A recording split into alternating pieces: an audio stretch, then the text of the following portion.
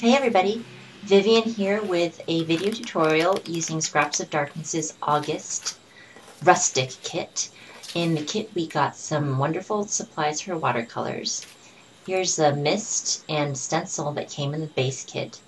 But with the color add-on we got a watercolor pad and watercolor pencils and a sharpener. So I decided to use these ingredients to make a mixed media painting. I first misted a sheet of the watercolor paper with the beautiful brown mist and tapped on some of the excess to create a little bit of grunge. And now I'm just drawing in some circle shapes. I'm going to create a mixed media painting that's all about grapes on the vine. And I want to give a shout out to one of my favorite watercolor artists and a great instructor, Lian Quan Zhen. He has a video tutorial on how to make grapes. He uses watercolors from the tube, and he works in a very wet, very spontaneous, liberated way. And I've referred to him before in previous tutorials. So I decided to use the watercolor pencils, which offer a great deal more control. And it's just a little bit different way of working. So I'm doing the circle shapes. I thought about doing a different painting, but I've heard from some of you guys that you are less interested in drawing, or that drawing is not your forte. The great thing about these grapes is that they're just circle shapes. It really is very easy. You want to have some in the forefront that are full circles, and then the ones that are sort of hiding behind, you just add in behind, and imagine that because they're behind you're not seeing the full circle shape, so you just do partial circles. And I'm just doing some really loose sketching for a few grape leaves, as you can see towards the top of the video screen.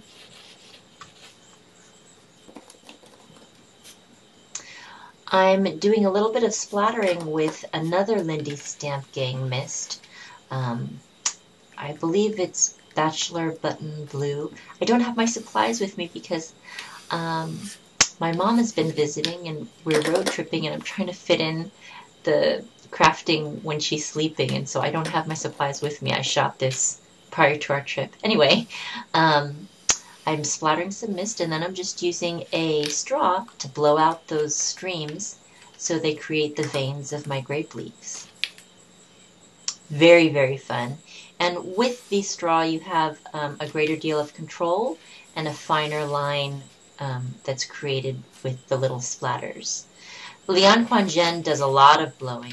He doesn't use a straw. He just uses his mouth and comes up with some amazing, amazing effects. So I hope you'll check him out.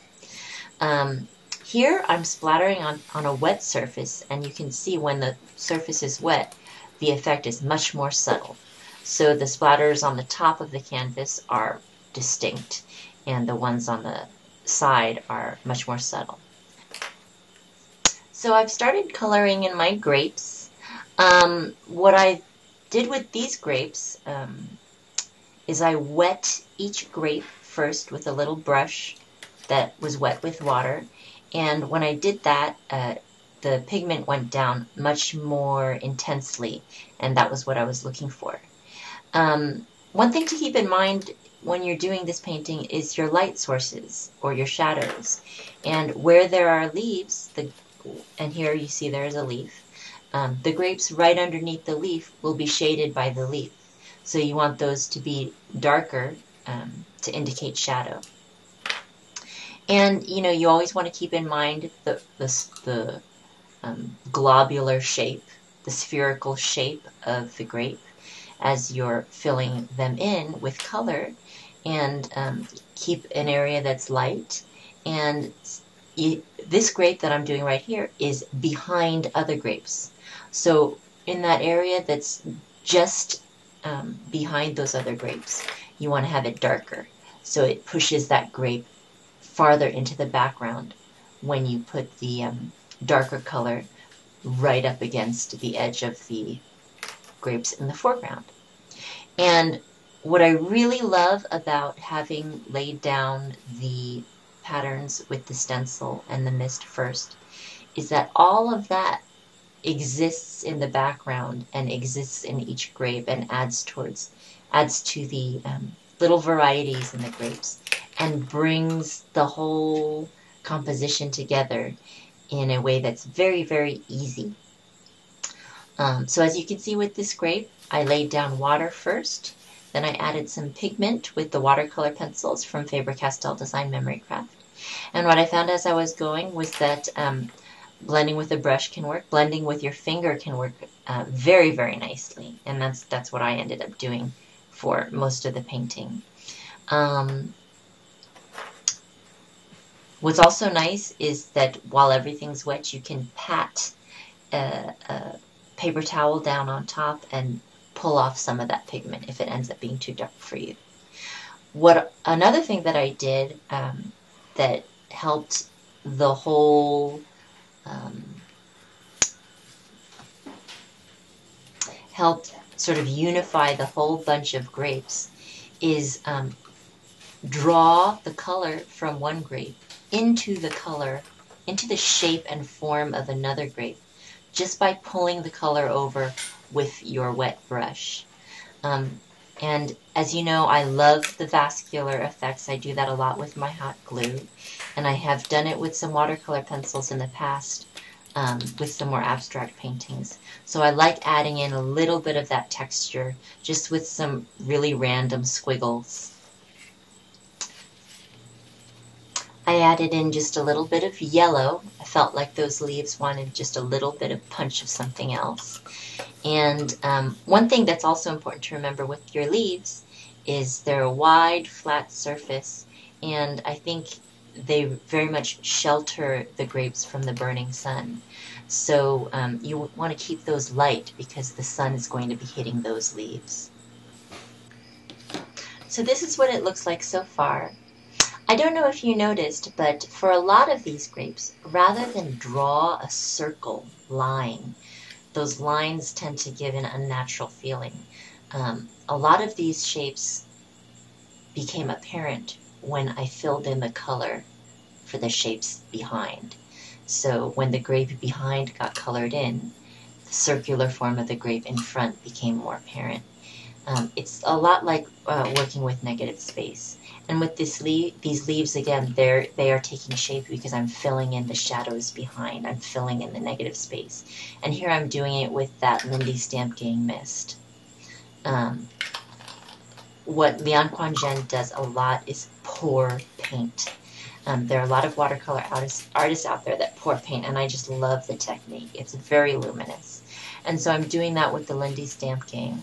I just painted in on a dry, it's dry at this point, painted in the hard line of the edge of the leaf, and then I sort of just poured the paint on top and let it drizzle down.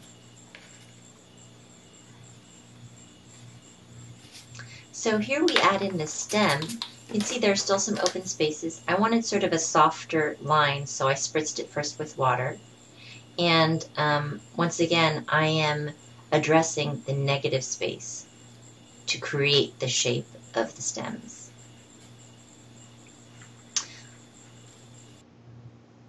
So here's some details. You can see the stenciling that I did as an underlayer and how it brings unity to the whole painting. I really enjoy doing that. Here you can see some of the very vague veins that I created to make the grape leaves using the blowing technique with a straw. Another nice surprise was that where I had drawn in with a pencil the outlines of the grape leaves, I had left a little injury in the paper, and where the paper was injured, having been cut by the pencil, the pigments from the mists settled in there to create a darker line. So here you can see the final painting. It's pretty much, it was pretty much created using all the tools from our creativity add-on from the Scraps of Darkness's August Rustic kit. I really had a good time getting back to watercolor. I enjoy the control that watercolor pencils offer, and it was very fun creating a base with the stencil and the mist. The one extra tool I added on was the blue mist from Lindy Stamp Game. I'd love to encourage you to visit the Scraps of Darkness website. That's www.scrapsofdarkness.com. They've got an amazing selection of kits that Melinda puts together every month for you. And if you haven't gotten enough inspiration from me, please visit me at my blog. That's contadinak.com. Thanks a lot. Bye.